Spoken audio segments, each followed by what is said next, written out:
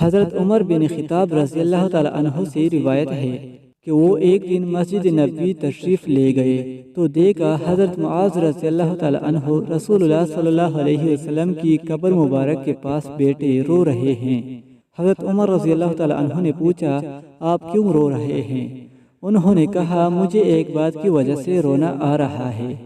جو میں نے رسول اللہ صلی اللہ علیہ وسلم سے سنی تھی۔ آپ صلی اللہ علیہ وسلم نے ارشاد فرمایا تھا، تھوڑا سا دکھاوا بھی شرک ہے، اور جس شخص نے اللہ تعالیٰ کے کسی دوست سے دشمنی کی تو اس نے اللہ تعالیٰ کو جنگ کی دعوت دی، اور بے شک اللہ تعالیٰ ایسے لوگوں سے محبت فرماتے ہیں